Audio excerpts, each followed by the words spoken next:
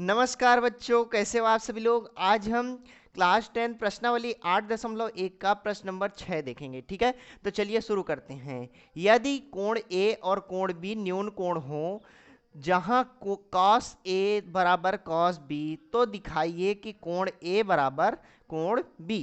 ठीक है बच्चों, तो चलिए शुरू करते हैं। हमारा प्रश्न क्या क्या कहता है, हम ध्यान से देखते हैं। बच्चों, कोण ए और कोण बी न्यून कोण कह रहा है, तो इस त्रिभुज के माध्यम से हम समझते हैं। बच्चों देखिए, अगर दो कोण कोण न्यून कोण होंगे तो एक कोण को हम 90 डिग्री बना दिए। ठीक है, 90 समकोण त्रिभुज की बात हो रही है। ठीक है, जब जब अगर दो कोण न्यून कोण हो जाएंगे तो ये 90 डिग्री बन ही जाएगा। ठीक है, तो बच्चों जैसे ये हमारा 90 डिग्री समकोण त्रिभुज है। अब इसमें कह रहा है कि कोण ए और कोण बी न्यून कोण है। ठीक है, तो इसमें कोण ए और कोण बी न्यून कोण है, तो यहाँ पे देखिए ये वाला कोण, ये हमारा क्या बना रहा है, ये न्यून कोण ही तो है, ये हमारा न्यून कोण ही तो है। तो इसका नाम हम दे दिए ए। ठीक है, फिर उसके बाद देखिए ये इस बी, कोण बी कह रहा है ना, कोण बी न्यून कोण, तो इसका नाम हम बी दे दिए। ठीक है, इसका नाम हम बी दे दिए, इसका नाम हम सी दे देते हैं। ठीक है, इतनी चीजें क्लियर हो गई, क्लियर। ठीक है, अब हम क्या करेंगे बच्चों, जो जो चीजें दी हुई हैं हमको क्वेश्चन में, सारी चीजें हम लिख लेते हैं। तो हमको क्या दिया है, कॉस ए बराबर कॉस बी, तो यहां पर लिखेंगे कॉस ए बराबर कॉस बी। ठीक है, इतनी चीज हमको दी हुई है। हमको प्रूव करना है कि कोण ए बराबर कोण बी। ठीक है, ये हमको प्रूव करना है। ठीक है, अब चलिए शुरू करते हैं। बच्चों कॉस ए का फॉर्मूला हम लोग जानते हैं कि क्या होता है, चूंकि कॉस थीटा बराबर आधार आधार बटे में कर्ण, ये हमारा कॉस का फॉर्मूला होता है। ठीक है, तो कॉस ए और कॉस बी हमको दिखाना है, तो आधार और कर्ण इसी इसी त्रिभुज से हम रख लेंगे। ठीक है, तो अब कॉस ए मतलब कोण ए एंगल लेना है, ये वाला एंगल। ठीक है, इस कोण के हिसाब से हमारा आधार क्या होगा, इस कोण के हिसाब से हमारा आधार होगा ये AC। और कर्ण क्या होगा, कर्ण होगा AB।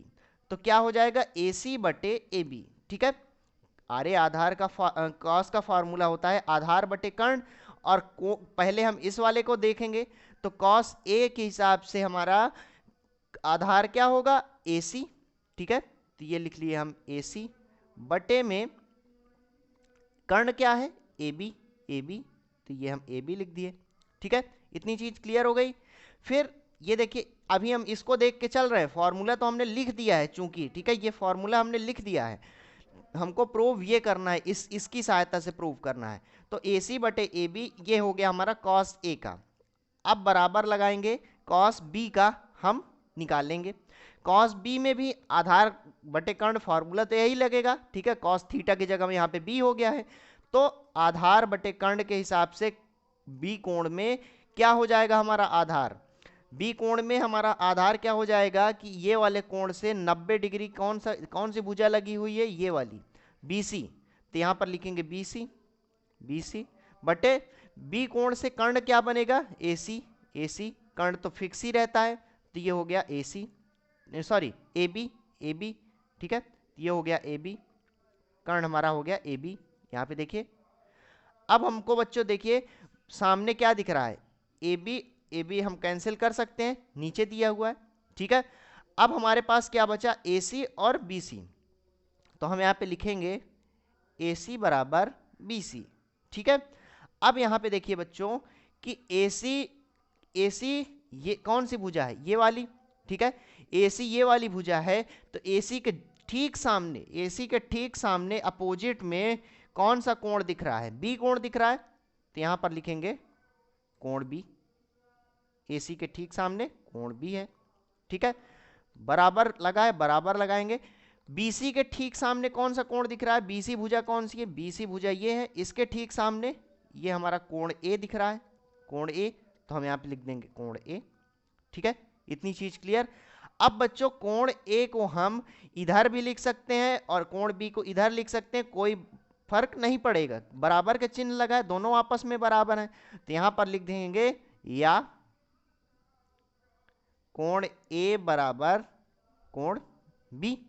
ठीक है, यही हो गया, यही हमको प्रूव करना था। यहाँ पे देखिए, दिखाइए कोण ए बराबर कोण बी, यही दिखाना था हमको, हमने दिखा दिया। यहाँ पर लिखेंगे अतः सिद्ध हुआ, सिद्ध हुआ। ठीक है बच्चों, तो बच्चों उम्मीद करता हूं कि आपको ये वीडियो पसंद आया होगा। यदि अगर कोई चीज़ समझ में नहीं आती है तो आप उसका कमेंट करिए, उसका रिप्लाई मैं जरूर दूंगा। ठीक है, मिलते हैं अगले वीडियो पर। जय हिंद।